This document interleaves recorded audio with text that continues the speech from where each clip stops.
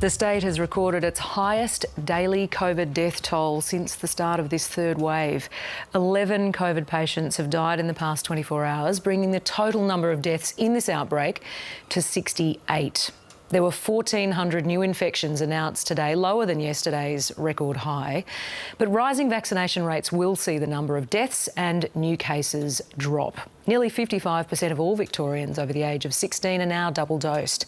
But the escalating rate of new infections in young people has authorities worried. And this afternoon, cancer patients at Melbourne's Royal Children's Hospital have been forced into isolation after a ward there was declared a Tier 1 exposure site. For more on this, Dana Morse joins me now. So, Dana, what's the hospital said about this? Good evening, Tam. Well, earlier today, the Children's Hospital declared that the Kookaburra ward here was declared a Tier 1 exposure site. Now, that's the cancer ward here at the Royal Children's Hospital.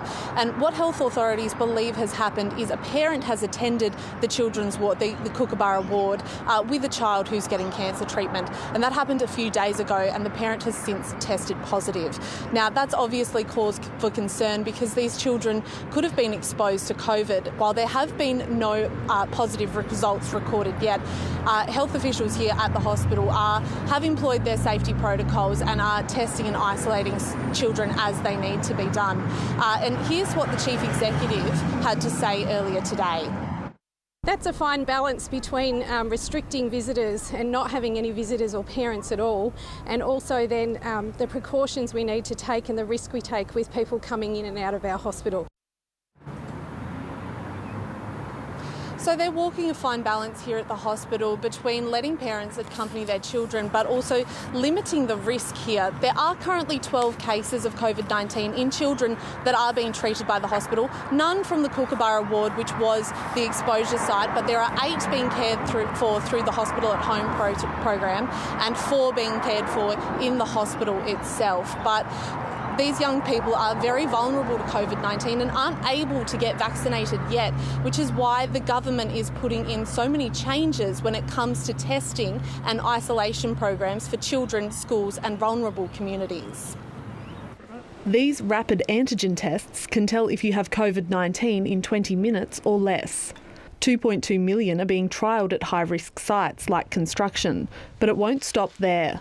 Emergency services, education, corrections, a whole range of other areas where it will form an important part of our COVID response toolkits. That can't come soon enough for schools. There was a testing blitz before the General Achievement Test, but 4 Year 12s have tested positive after sitting the GAT, closing campuses for deep cleaning and sending hundreds of students into isolation. The best way to run an education system where you've got a lot of kids coming into the room is to do, as the Coalition has said, to do rapid testing. But for those still able to get on campus, the air will be a little clearer. We've had about 105 air purifiers delivered to our school that we will put immediately, starting with our Year 12 classes who have returned to on-site learning today. Across the state, 1,420 new cases were reported and 11 deaths.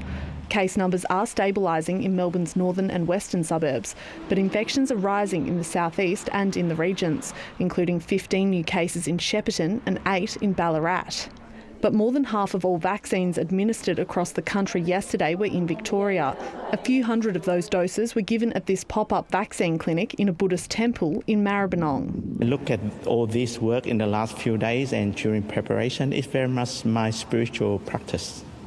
Soon, vaccination will be mandatory at Melbourne City Council, where staff and visitors will need to have had both jabs to be on site.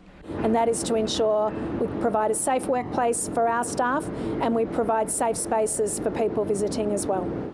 The mandate will come into effect on November the 5th. Dana Morse, ABC News, Melbourne.